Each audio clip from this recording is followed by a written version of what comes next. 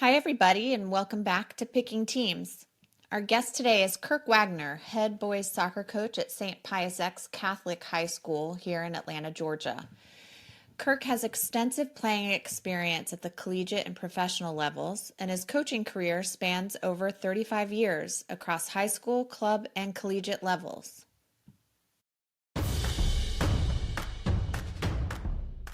Let's talk a little bit about when a parent is disgruntled. What do they call that now? Spilling the tea, huh, Amy? Yeah. Give us the good stuff. Yeah. Yeah. Well, I want to stay employed at Pius. I'm lucky. Let me give you a different, maybe perspective on that. Sure. And this is my own personal lived experience. I think in today's world, you cannot be a coach and not expect and prepare for parent problems. And I don't agree with, now there's context. Everything is context.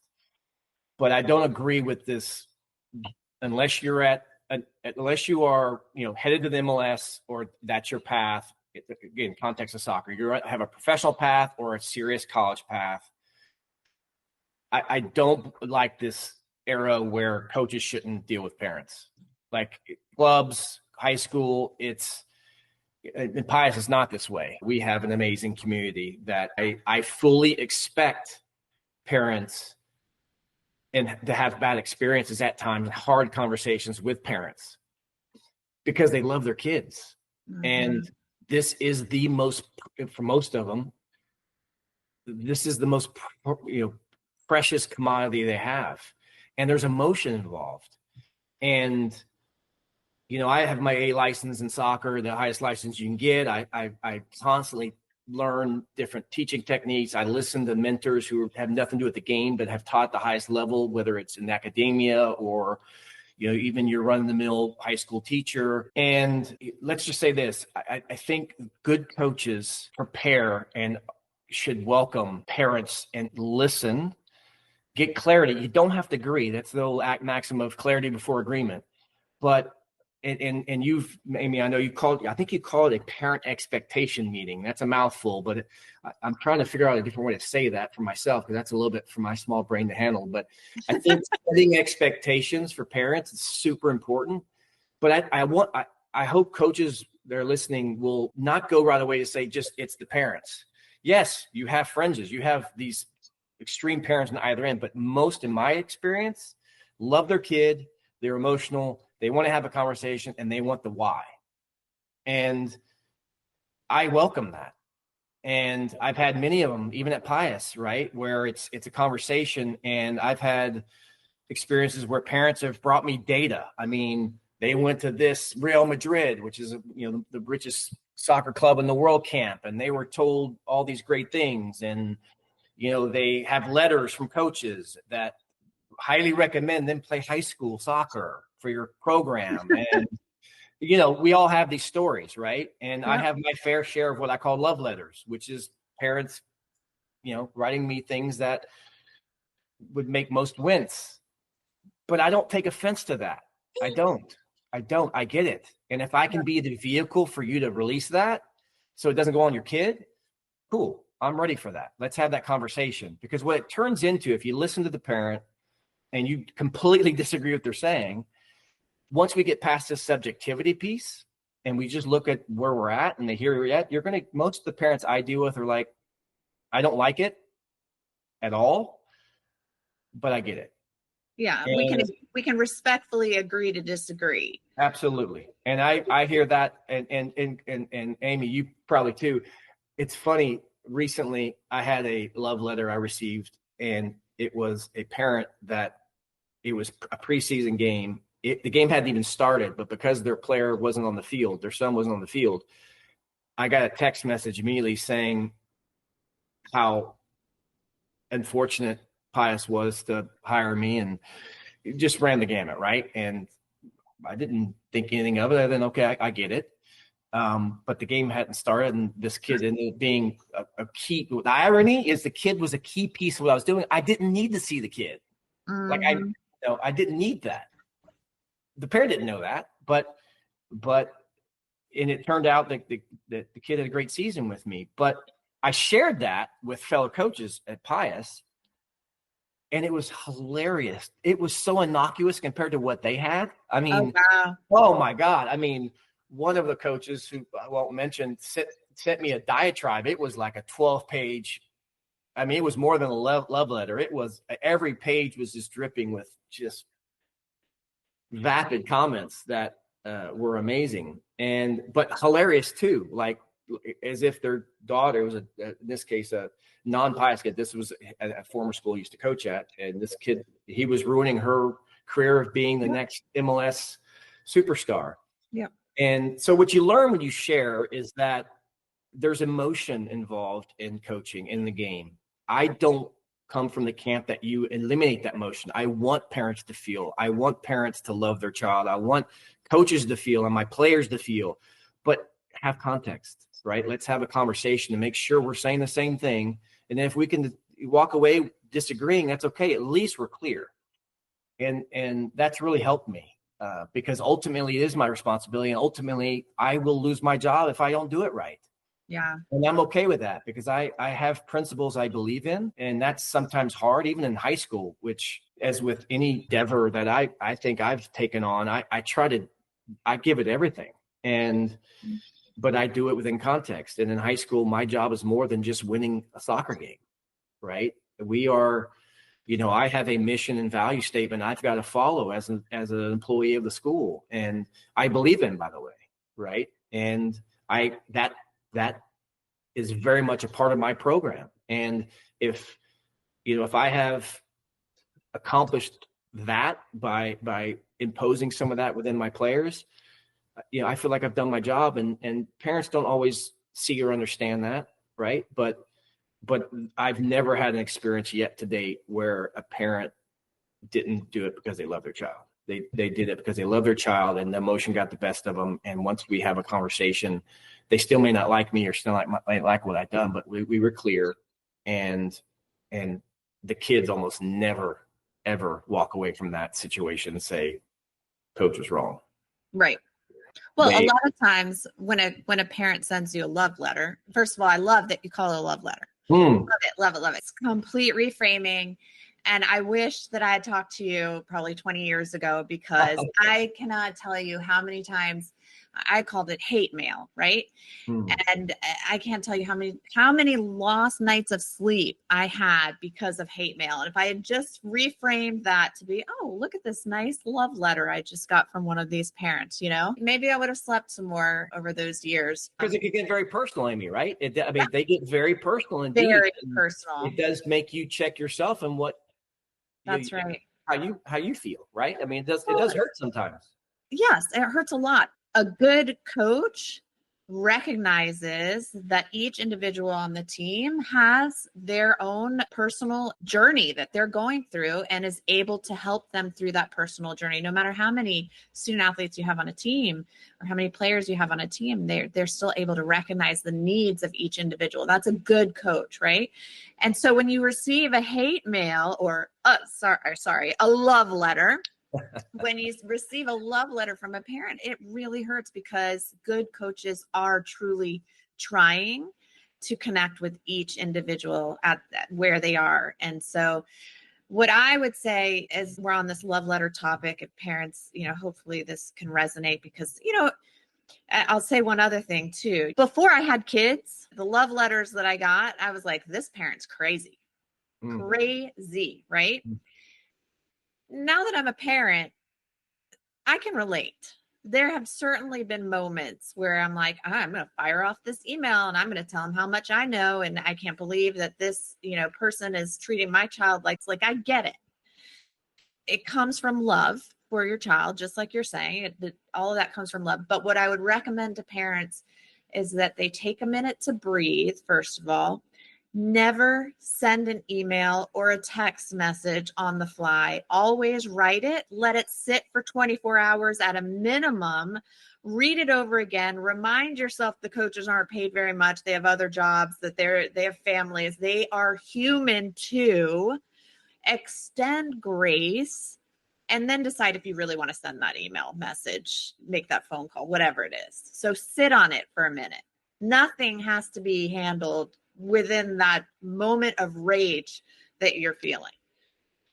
Absolutely. Yeah, we have a 24-hour rule at Pius, I know, and not everybody heeds it, but I think it's worthy advice. And I love the idea. I think you're right. I think that's a huge hack, right? Which is write it right then and there. Get it out. Write it.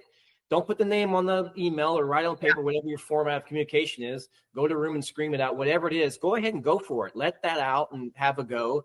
And then revisit it, what you wrote, and with a cooler head, maybe you will gain insights that will provide a little bit more value, but say what you need to say, but in a different way that might affect a coach in a much better way. Yeah. Right. And also, so oftentimes child will come home, complain about something. I'm not getting playing time. Coach doesn't like me. Coach has favorites. Coach isn't playing me in my position, whatever it is, right? Child comes home, talks to parents about it, complain. And parent sometimes automatically goes to, I'm in protect mode, right? I'm going to protect. I'm going to fix. I'm in fix mode now. I'm going to fix this. And they go to fire off the email. Well, instead, if we can also add in a parent coach mode, meaning how can I coach my child in this situation to perhaps reframe how they're seeing the situation? Like, let's talk about this. Now your coach is playing you in a different position. Well, what do you think your coach is trying to achieve for the team as a whole by playing you in a different position? Or my coach isn't playing me. I'm not getting playing time. Okay, well, how have you been doing at practice? Have you been giving 100% effort? How's your attitude? Have you shown up every day to practice on time? Like there are certain things that we can coach as parents at home. We can be that buffer. There needs to be that educational piece with our kids so we can help coaches instead of automatically going to fix, protect, fire off emails. So I think that's an important step that a lot of parents kind of miss. The other piece of that is they need to remember that sometimes they're not getting the full story, which is why it is important to have those communications with coaches. But again, respectful communications with coaches. Like the coach might come back to the parent and say, look, your kid's not focused at practice. And parent wouldn't know that. Kid might not be able to articulate that. And that could be a discussion for something else. Why? What's going on? What's on your mind? Is there something else we need to talk about here? And so again, if we all work together from every stage of this process, then we can really make an impact as parents, as coaches, and as players. And the last thing I want to say about that too, I'm sure that fired off some thoughts for you, but a lot of times when parents write these love letters, kids don't even know. Kids have no idea, and they would be horrified to know that their parents sent off that email. And I always like to point that out because before you press send, think about what your child wants out of this situation. It's not going to get your kid more playing time by sending that email. It's not. If anything, it's going to cause a coach to dig their heels into the sand even deeper. So, well, and think about the lesson here, right? I think that the lesson really is, okay, we tell parents, I know coaches tell kids all the time, what you send on email is permanent. Yes. So you've sent this love letter out that's permanent. And now we are in a position as coaches where a college coach says, hey, I'd love to recruit XYZ player. And what do you do? If you're ethically and morally on point, you have to share that with that college coach. Say, well, we have something you need to be aware of, or maybe you have to sit down with a student, like you said, and you say, look, this is what happened. You're being recruited, and they're like you said, they're horrified, and now we're in a real dilemma, all because of an emotional outburst that could have been handled differently. And so you're really teaching the opposite and modeling the opposite of what you're telling your kid to do, because it will, and we don't need to tell parents know this. I think generally speaking, the fringes are always going to be the fringes, right? I think on average, that regression to the mean is most parents know this. And I think that it's helpful to hear this from time to again, to make sure they're measured in their responses. But in general, it really comes down to that for me, which is if we are all modeling and telling our children, look, everything is permanent and there's a record here. Do you really want that in your file going forward? You don't. And so let's find a different way. Yeah. And as you said, it starts with, I think, modeling correct behavior with your child. And then it goes to having a game plan to where if there are problems, anticipate that. Like before a season, thinking, okay, we may have problems with this coach. This coach and I don't, our son don't, okay, anticipate that. Have a game plan. So when the issue comes, be prepared. That's one way, a hack for dealing with that, right? Is you're going into your senior year in high school, or you are playing on you're in that dreaded tryout period for club, right? And whatever sport you choose, but soccer, this is a big deal here, right? Which is all these parents stress about the tryout period. And you're going to be potentially put in a bad situation, start preparing. Have a game plan for that as a parent. And then when that situation arises, at least you have somewhat of a toolkit to grab toward and to use, versus going cold turkey and letting that emotion kick in and doing what you do as a parent, which is love your kid and protect and have that fight or flight reaction to a situation that probably is going to be, you're going to be worse off there than had you kind of pre-prepared. So something to, I mean, it's a great point, because then I think parents really need to understand that college coaches do check references. I mean, when they are recruiting players, they're thinking, in most cases, I'm going to have this player on my team for 4 years. Do I want a parent that is going to be sending me love letters, every year? Am I going to have to deal with this? Or am I going to have to deal with emotional outbursts on the sidelines? Am I going to have to deal with, who knows? Am I going to have to deal with a parent overriding my coaching by communicating to their kid? And so there's all sorts of red flags that can be identified by how a student athlete participates in their club or their high school sports. And guess what? Coaches know how know all that. The club and high school coaches, they're the ones that have the key. They hold the key in many cases to a student athlete's future.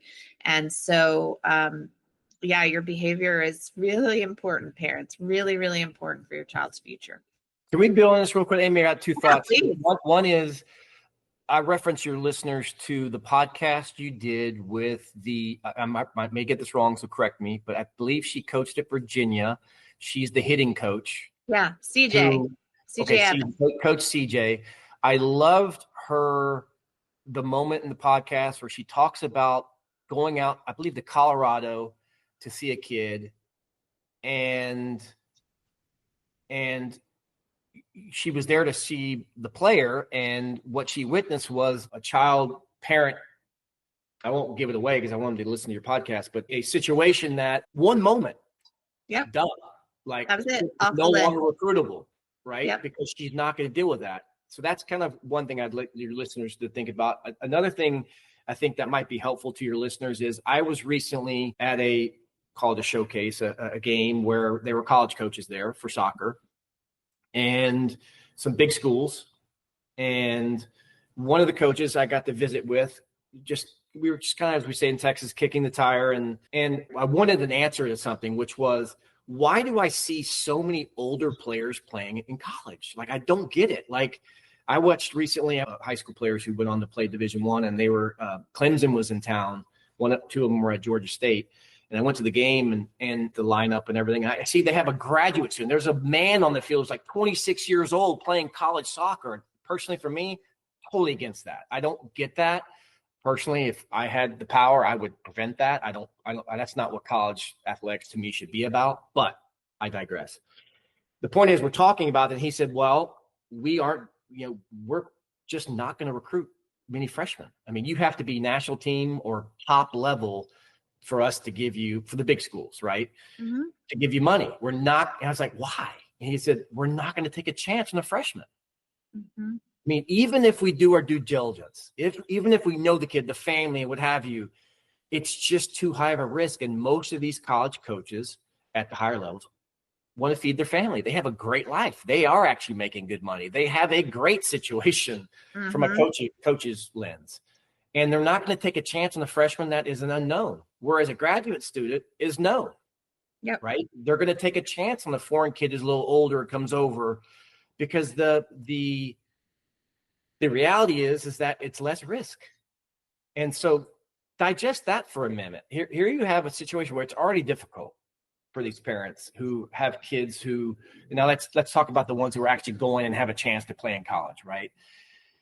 Because that's a whole nother topic that we could probably noodle on for a long time. But let's just say we have a particular player that is is qualified as a true scholarship worthy Division I athlete. It's already hard enough statistically to make that piece. Correct. Now, what's in your control? Well, your behavior up to that point is completely in your control. Yes. It's like it's algebra. Cancel that piece out. Yep. Right? Because it's already tough enough. And then take now in effect, because their coaches are looking for that. Now taking the coaches who are like, I'm not even going to deal with a freshman. Regardless if unless you are truly top notch, right? 1% of the 1%, they're not going to take a chance, generally speaking. Now, this is, I'm painting with a broad brush, but in general, This is the feedback I got at this from these coaches, and they're all nodding. Yeah, we're with the portal now, with all the with the money situation changing that you're educating parents on, with the foreign influence on our sport and the kids coming over, with graduate students being available. The likelihood of your kid playing even as a freshman is very low, much less getting in and getting the scholarship, et cetera, et cetera, et cetera. So if you can eliminate, which going back to the original point, you can eliminate the things you truly do have control over, man, that's a successful formula. It really is. And so get that piece right, because all the other pieces are so much more complicated now, your control, not to mention the current wave we're in and how coaches view and what they want in college and what they're getting and the opportunity. I mean, the demand is high and the supply is low. And that's a terrible, I'm a former businessman. That's a terrible business to be in. It really is. So I just wanted to share those two thoughts because I think it may provide a little context again and a different perspective on what's really happening now and what these parents are facing coming up, especially if you have a top-notch kid. And I'll add on to that, just for any families that are soccer playing families and really want to play in college, because I think men's soccer in particular is a very complicated sport in terms of the options you're mentioning, supply and demand. So I think that it's really important for families also, we're a little off topic here, but I just need to say this, to explore all of their options. And, you're talking about the upper echelon of, college soccer, which is the Clemsons of the world. Georgia State has a great program, but there are 400 plus schools in Division III. There's about 200 schools in Division II. St. Ed's was Division II when you were there. Were they? We were. Well, I think they're Div 2 now. I think when I was there, it was called NAIA. I think NAIA, great. Yeah, we had 1,100 kids in our whole school, so we were competing against the big dogs. But I think now they're Div 2. Yeah. Back then, there was a lot of overlap, but NAIA is a great option now too. NAIA is like the original NCAA for a lot of sports. So anyways, my point is explore all your options. The college soccer is good from top to bottom because the supply is low in Division I. There's just not that many options at the upper echelon because of the international students, because of the transfer portal, because of everything you mentioned. So case in point, the coaches also said, hey, by the way, Kirk, to your community, tell your community of players that I think there's two schools he mentioned, this particular coach mentioned. He said there's a school in West Virginia. I think they're Div 2. He said they wipe the floor with Division I teams. Absolutely. And he said there's a JUCO here. I think it's in somewhere on the West Coast, maybe. He said everybody wants to go there because they also will wipe the floor with nearly every team. Now they have Brazilians and they have all these, foreign kids that come in that are really high level in the game, and they're using it as a platform really to get to the MLS. They could care less in school. They want it as a platform to be seen and have some fun, right? So So yeah, get an education, but yes, it's definitely a pipeline. And also the eligibility in JUCO is a little bit different than it is for NCAA. So a lot of these kids couldn't play NCAA if they wanted to. right. And the 26-year-old you saw, that's a rare scenario. That kid had to have had some sort of a waiver, probably COVID waiver, probably injury waiver, whatever it is. But you really can't be that age. You can be, but it's very difficult to be that age and be playing in Division I. So you don't see that very often in Division I, but the eligibility rules are a little different in Division II and Division III and JUCO and an NAIA. So you do see that a lot more. Got it. So anyways, well, let's wrap up here. And I've taken a lot of your time already, but you are a parent. Mm-hmm. You have 2 boys at A&M, you mentioned already. And then you have your 2 daughters who are young, but I'm sure will start playing sports at some point. So as a parent yourself, what does it look like when you watch your kids compete? What values are you teaching them? How are you supporting them? Oh man, I've made, let's be clear, I've made every mistake in the book myself, right? So a lot of one of the benefits of being older is you can look back and grow. I would say that the greatest lesson learned from I coached my boys. I sort of took the perspective of, boys, you can play whatever you want. You play the sport you want, but naturally I was a soccer player. I had the history. I played at a very high level. They soon learned about that. And so they naturally went to soccer, and both my boys were technically very good in the game. But my son, when he started high school, he did me a real favor. He taught me something. And that is, he came to me and said, "Dad, I don't want to play soccer anymore. I don't want to play any sport anymore."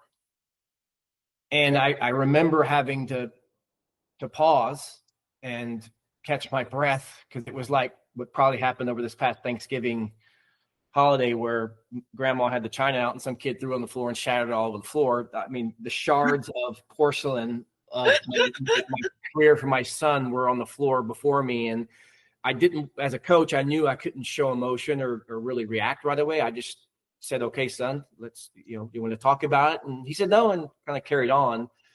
And I remember having to take many, many long walks to process that. And where I landed was, it was a real gift for my son, because you cannot do it for your kids. If it's not organic, you can set it up, you can give them the shoes and the coaches and the training and this and that and all. The amount of money, time, and effort I put in my sons in soccer, you would not have believed. And they were good players, and they could have, but my son hated competing. Mm-hmm. He did not like competing. And if you're if you don't have that competitive element, you're not going to go very far in sports, generally speaking.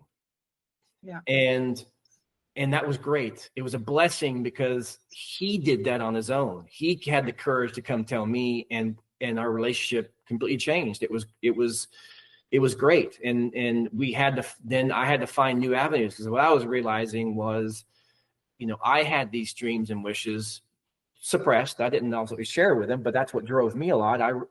And really what it was the game gives so much. Any sport, and my sport in particular, has just given me so much in life. I wanted that for my son. Yeah. And the blessing now is he plays intramural at A&M. He loves it. Tells me all the time, "Hey, Dad, we play to smoke these guys. I did this, what have you." And so it's a different world, but that's his world, and it's great. And our relationship was so much the better for it, because he just didn't enjoy that. So I think with my daughters, I will follow a similar tactic, and then I want them to kind of figure out what sport they're going to do. I'm sure at some point soccer will be a piece of that, and I will support them. And if they want to go for it, I'll support them 100% in that. But now that I'm an older parent and I have experience, and I've been able to use my poor sons as a means to become better at this, I will probably only change the fact that I need to keep aware of my own tendencies, which is to go right away to that, how I see the world. And I'm obviously still working on that, right? There's this big debate. There's always been a big debate. A lot of my parents I coach say, "Hey, should I focus on soccer or should I play multiple sports?" Right? I'm not going to be very popular with some of your listeners, because I come from the camp, at some point you have to choose. I don't believe in what Jack Nicklaus says, which is they should play all these different sports until as long as they can. I believe that up until about 8th grade or so, you always play sports, but when you want to focus, you have to focus, because these are soccer especially. If you're playing football and basketball and soccer, and unless you are Deion Sanders or you're in that ilk of 1%, it doesn't translate. If you're going to go high end and you're going to be an elite athlete, you have to focus on your sport and you have to go for it. That's my opinion. I could be wrong, but that's my experience. I don't expect that for my daughters. Didn't necessarily expect that per se for my sons, but I did know what it took to be and to take the next level. And with my girls, I will probably, the lesson there learned is that I need to understand that that's my tendency. And since I know that, but it's their journey to figure out. And I'm really there as a guide and to almost be Socratic in the way I approach it versus thinking I have the answer, because, it's always changing, right? Yeah. It's always changing. So, but one thing I will say is that if they do want to go for it, as I tell the parents now, is they have to decide. You have to decide, in my opinion, unless you have a kid that's super gifted, and some kids are that way, right? There is some baseball and football, for example, right? They're two different seasons, and they do very well in that.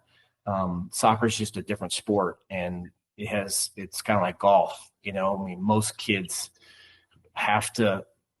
It's not easy playing golf. And if you're going to play all these other sports and just think you're going to go compete at the high level playing golf, you're not. You need to.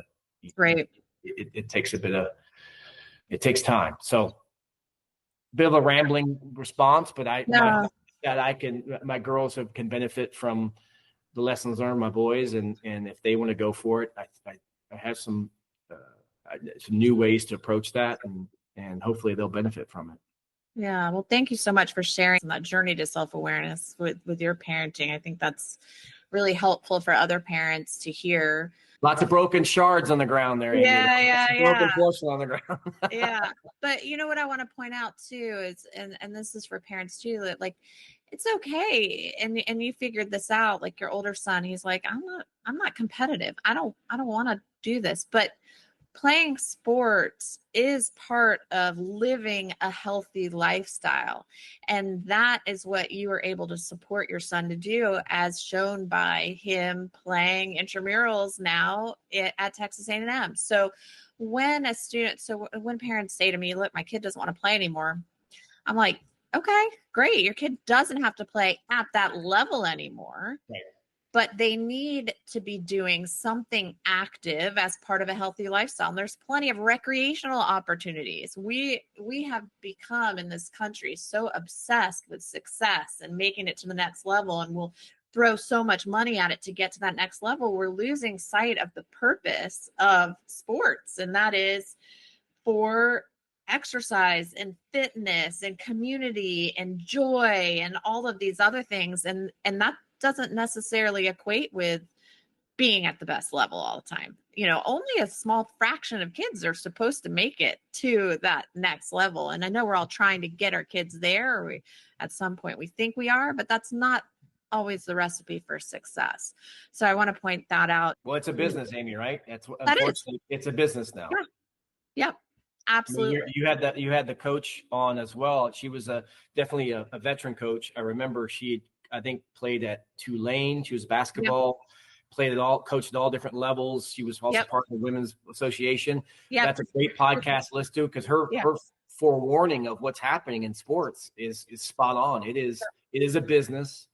And, if parents don't even like going to the work every day, imagine having to go through that with your kid and the sport they're choosing to play. It is a full on, especially with NIL and all the other stuff that's happening now. I mean, it's a business, and you better prepare for that reality if you want to go that route. It's a wild, wild world out there right now, for sure. And just to piggyback on that, like, do you want your child, even a young child, to feel like they are performing a job at a young age to get there? Yep. That's, food for thought, something for our listeners to think about as we end. But I so appreciate you being here, Kirk. You were great. You brought up such wonderful points, and we will definitely have to have you back. I would love it. Yep. Awesome. Thank you so much, Amy. Appreciate it.